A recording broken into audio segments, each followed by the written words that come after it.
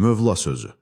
İndi isə gəlin rəvayətin ən maraqlı, bəlkə də ən ziddiyyətli hissəsinə, Peyğəmbərimizin seçdiyi o məhşur sözlərə nəzər salaq. Gəlin şiə alimlərinin özlərinin qurduğu mənzərəni bir daha xatırlayaq.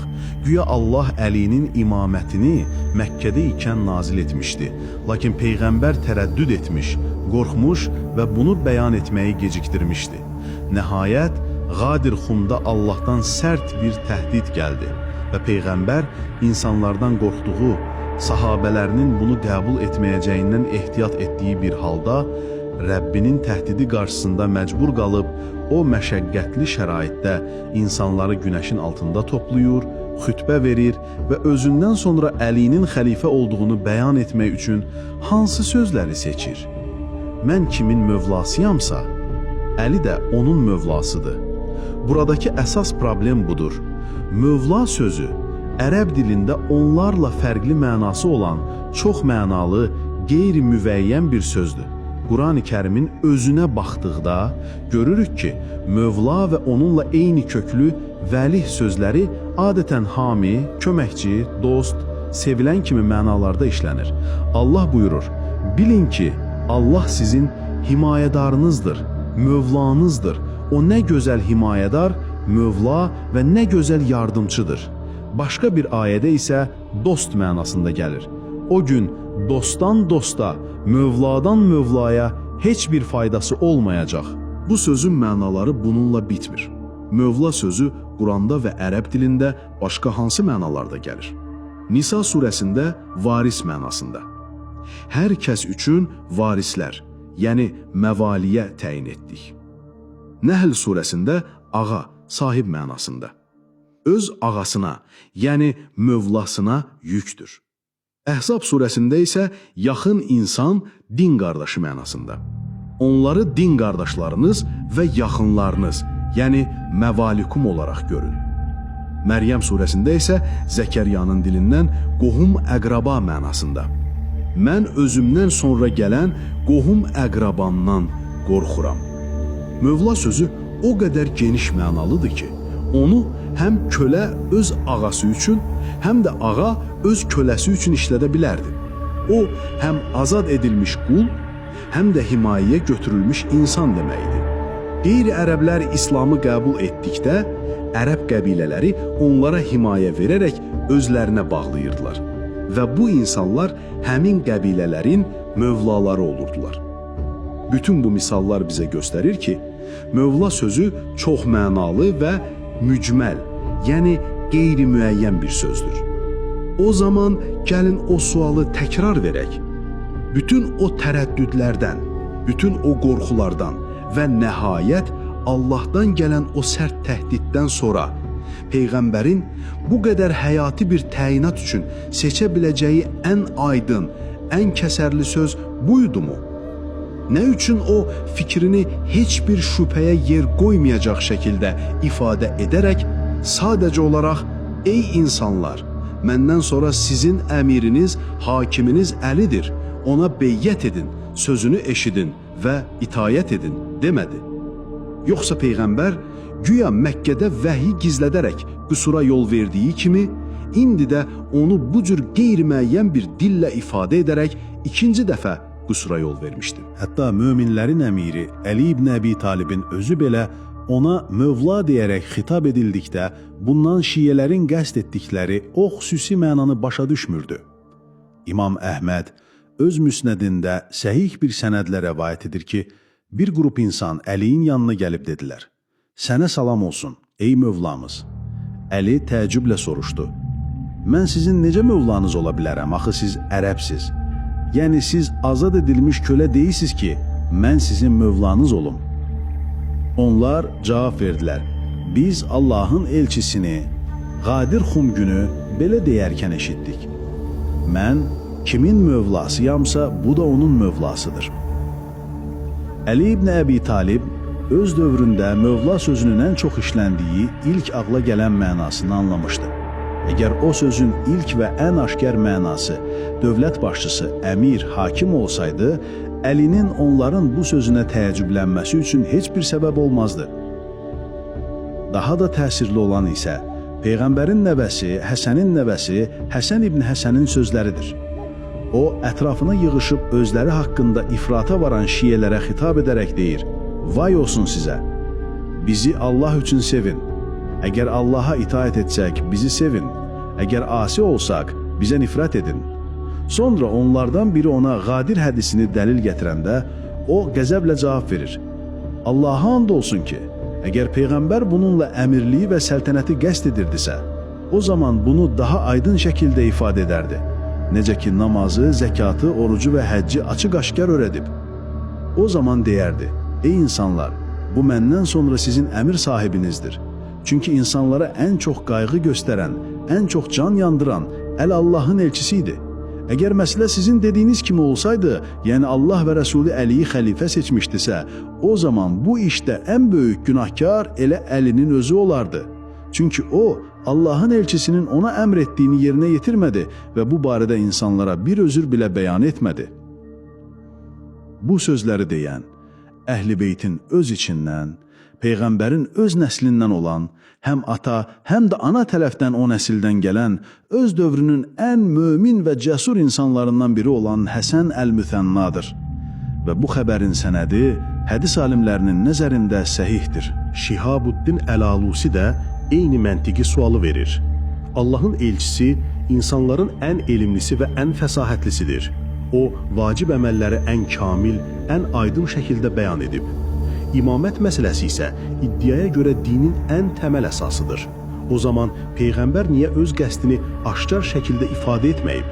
Hədisdə şiələr tərəfindən iddia olunan o mənanın aşkar olmadığının ən böyük dəlili isə elə imami alimlərinin özlərinin bu mənanı sübut etmək üçün cildlərlə kitab yazmaları, mürəkkəb sərf etmələridir.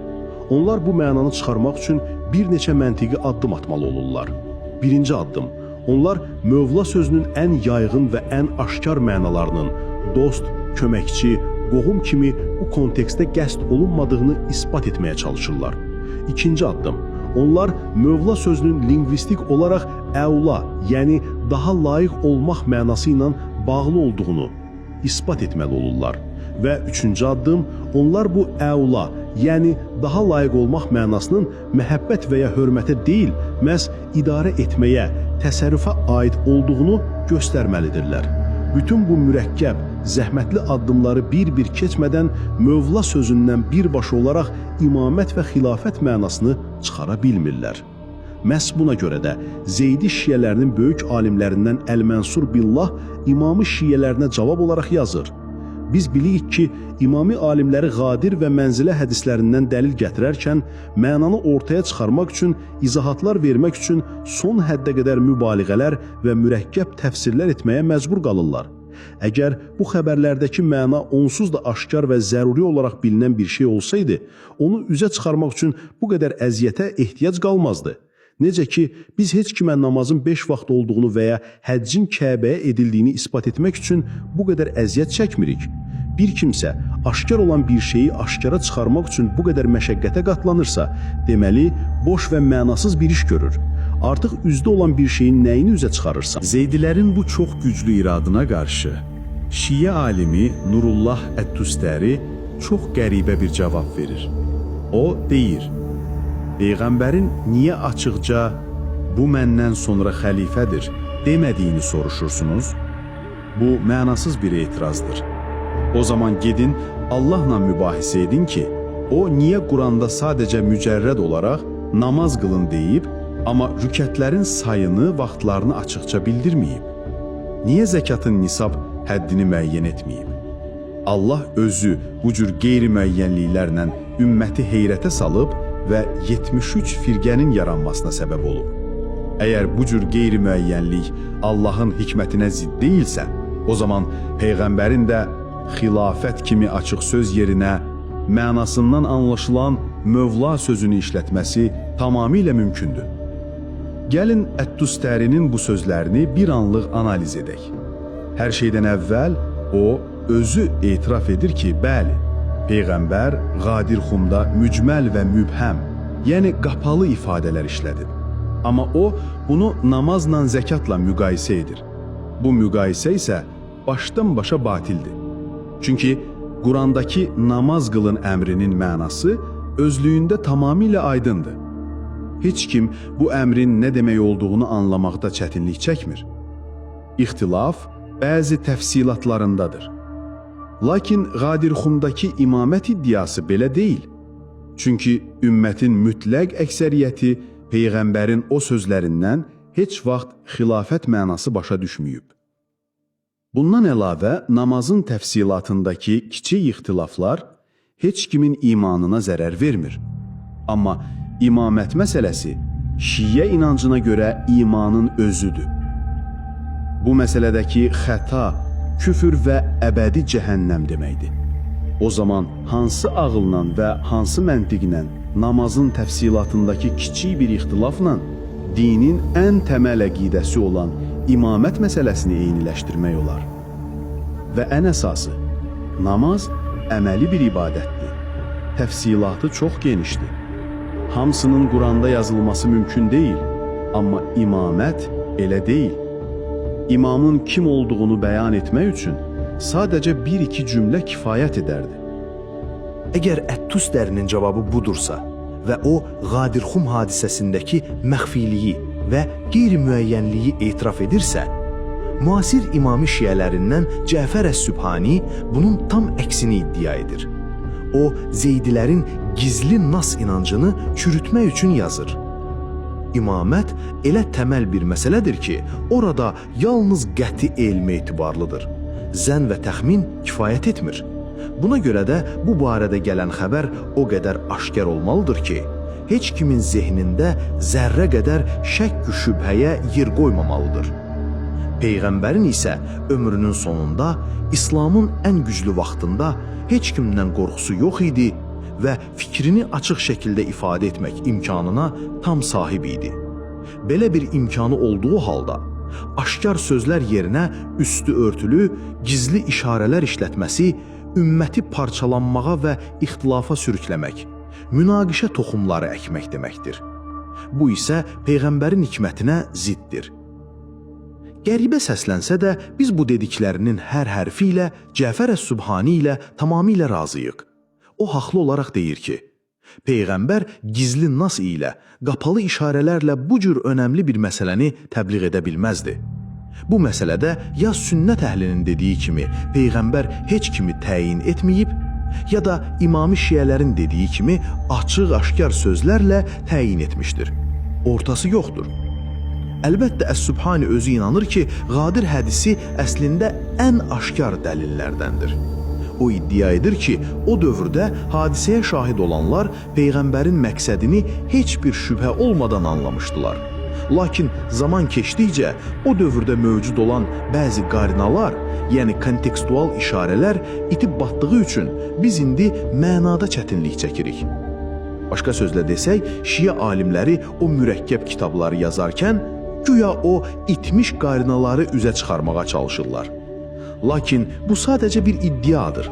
Çünki o qarinalar güya təbliğ ayəsinin orada nazil olması, insanların isti və susuz bir yerdə dayanmağa məcbur olması kimi hekayələr ya tamamilə yalandır, ya da həddindən artıq şişirdilmişdir. Əs-Sübhaninin aşkar dəlil iddiası onun öz məzhəbinin ən böyük klassik alimlərinin etirafları ilə tamamilə ziddiyyət təşkil edir. Məsələn, Şiyələrin Aləmul Hüdə, yəni Hidayət bayrağı ləqəbi ilə ucaltdıqları böyük alim Əl-Murtada Əş-Şərif açıq-aşkar yazır. Gizli nassa gəldikdə isə o elə naslardır ki, imamətə dəlalət onun aşkar ləfzində deyil, yalnız məzmunu və mənasındadır. Məsələn, Qadir xəbəri və Təbuk xəbəri. Gördüyümüz kimi, onların ən böyük alimi özü etiraf edir ki, Qadir Xum xütbəsindəki sözlərdə aşkar bir məna yoxdur. Şiyələrin axtardıqları məna o sözlərin dərinliyində, məzmununda gizlənib. Və bu fikir təkcə Əl-Murtadaya xas deyil. Onun mənəvi varisi hesab olunan Əbu Salih Əl-Hələbi də yazır. Peyğəmbərin muradının yalnız istidlal, yəni məntiqi nəticə çıxarma yolu ilə bilindiyi nassa gəldikdə isə bu Təbuk və Qadir xəbərləridir. Əbu İshaq bin Növbəxt İbn Əbil-Məcd Əl-Hələbi, Ət-Tabərsi, Əl-Kəfami, Əl-Muhaqqiq Əl-Hilli, bu kimi onlarla böyük şiə alimi hamısı öz kitablarında Qadir və Mənzilə hədislərini məhz xəfi, yəni gizli naslar arasında təsnif ediblər. Əgər şiə alimlərinin özləri bu hədisin dəlalətinin aşkar yoxsa gizli olmasında bu qədər ixtilaf ediblərsə, bu elə özlüyündə onun gizli olduğunun ən böyük sübutudur. Hətta Əl-Murtada başqa bir yerdə öz zamanındakı bəzi şiələrin güya Qadir hədisində zəruri məna olduğu iddiasını rədd edərək deyir: bizim əshabımız bu xəbərdə və onun kimlərdə zəruri elm olduğuna etimad etmirlər. Yəni o dövrün şiələri belə bu hədisin mənasının qəti və şübhəsiz olduğunu iddia etmirdilər. O hətta etiraf edir ki, Əli ibn Əbi Talibin öz yoldaşlarının, öz şiələrinin əksəriyyəti belə onun ilahi təyinatla deyil, seçki yoluyla imam olduğuna inanırdılar. Əgər Əlinin öz şiələrinin əksəriyyəti belə Qadir xundan ilahi bir təyinat anlamamışdısa, necə iddia etmək olar ki, bu hədis ilk nəsillərin nəzərində qəti və zəruri bir elm ifadə edirdi? Bu deyilənlərin ən aşkar dəlillərindən biri də budur ki, şiə kitablarının özlərindəki rəvayətlərdə şiələrin özləri imamlara yaxınlaşıb bu hədisin mənası haqqında sual verirlər. Biri İmam Zeynulabidinə, digəri İmam Baqirə, bir başqası İmam Həsən Əl-Əskəriyə müraciət edərək soruşur: Peyğəmbərin mən kimin mövlasıyamsa, Əli də onun mövlasıdır deməsinin mənası nədir? Əgər Qadir hədisindəki sözlərin mənası bəzilərinin iddia etdikləri kimi gün kimi aydın idisə, o zaman şiə kitablarında yer alan bütün bu suallar tamamilə mənasız olur. Çünki mənası onsuz da aydın olan bir şey haqqında heç kim sual verib soruşmaz. İndi isə gələk şiələrin mövla sözünün əvla, yəni daha layiq mənasına gəldiyini isbat etmək cəhdinə. Onlar buna dəlil olaraq Qurandakı sığınacağınız yer atəşdir və o sizə mövladır. Hədid 15 ayəsini və Əbu Übeydə kimi bəzi qədim dilçi alimlərin bu ayəni o sizə daha layiqdir şəklində təfsir etmələrini göstərirlər. Şeyx Əl-Mufid və tələbəsi Əş-Şərif Əl-Murtada bu dəlil üzərində çox geniş dayanıblar. Əl-Murtadanın argumenti belədir: Peyğəmbər xütbəsinin əvvəlində məgər mən möminlərə onların özlərindən daha yaxın əvla deyilmi? deyə soruşdu. O burada açıq şəkildə əvla sözünü işlətdi. Deməli, dərhal sonra işlətdiyim mövla sözü də məhz bu əvla mənasına həml edilməlidir. Buna qarşı əhl-i sünnət alimlərinin ciddi bir hissəsi etiraz edərək deyiblər ki, mövla sözü ərəb dilində heç vaxt birbaşa olaraq əvla mənasında işlənməyib. Onların ayəni bu şəkildə təfsir etmələri sözün lüğəvi mənası deyil, sadəcə məna tərcüməsidir. Fəxrüddin Ər-Razi deyir: əgər mövla və əvla dildə eyni mənada olsaydı, o zaman birini digərini yerində işlətmək mümkün olardı. Yəni bu filan kəsdən daha əvladır dediyimiz kimi, bu filan kəsdən daha mövladır da deyə bilməliydik. Lakin bu ərəb dilində mümkün deyil. Deməli, bu sadəcə mənanın izahıdır. Lakin, məsələ bu qədər də basit deyil.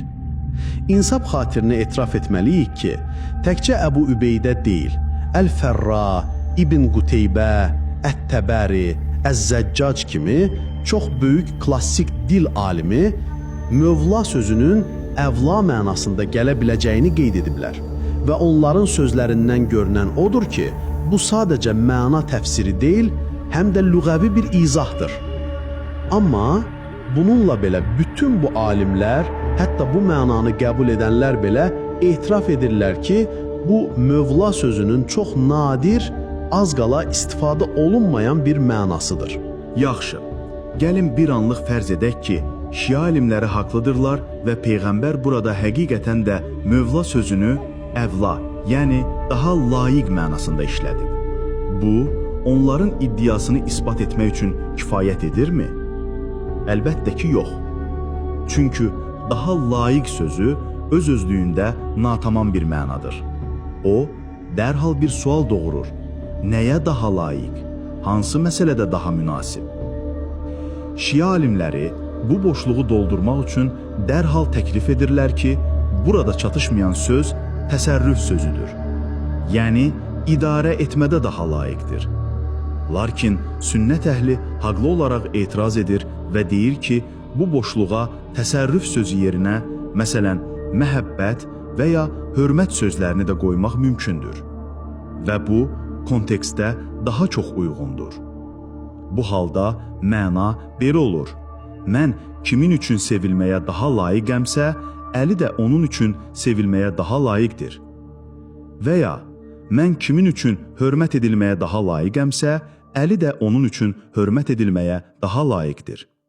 Əl-Alusi də qeyd edir ki, əvla sözü Quranda bir çox yerdə işlənib ki, orada heç bir halda idarə etmə mənası qəsd olunmayıb. Məsələn, Allah buyurur, həqiqətən, insanlardan İbrahimə ən yaxını, əvla olanı, onun ardınca gedənlərdir. Aydındır ki, burada söhbət İbrahimə hökmranlıq etməkdən yox, onun yoluna tabe olmaqdan gedir. Hətta Peyğəmbərin özü də, Peyğəmbər möminlərə özlərindən daha yaxındır, əvladır, ayəsini şərh edərkən bunun məhz şəfəqqət, mərhəmət və qayğı mənasına gəldiyini bildirib. O buyurub, elə bir mömin yoxdur ki, mən ona dünya və axirətdə özündən daha yaxın olmayım. Hər kim özündən sonra borc və ya kimsəsiz ailə buraxarsa, qoy mənim yanıma gəlsin, mən onun mövlasıyam. Və ən əsası, hədisin özünün sonu bütün mübahisələrə nöqtə qoyur. Peyğəmbər, mən kimin mövlasıyamsa, Əli də onun mövlasıdır dedikdən dərhal sonra belə dua edir. Allahım, onu sevəni sev, ona düşmənçilik edənə düşmən ol. Diqqət edin, burada Peyğəmbər sevmək sözü üçün mövla ləfzi ilə eyni kökdən gələn valə feilini işlədir. Bu, açıq-aşkar bir şəkildə göstərir ki, onun bütün bu xütbədə qəsd etdiyi məna hakimiyyət və idarəçilik deyil, məhz sevgi, dostluq və himayədir. Yekun olaraq deyə bilərik ki, bütün dəlillər həm hadisənin baş vermə səbəbi, həm də hədisin öz daxili mətni buradakı mövla sözünün məhz sevilən, qayğı göstərilən, dost bilinən mənasında olduğunu göstərir. Şia alimləri nə qədər cəhd etsələr də, ərəb dilində mövla sözünün birbaşa olaraq əmir və ya imam mənası yoxdur. Ona görə də İbn Həcər Əl-Heytəmi haqlı olaraq yazır ki, mövla sözünün nə ərəb dilində, nə də şəriətdə imam mənasında işləndiyi bilinmir.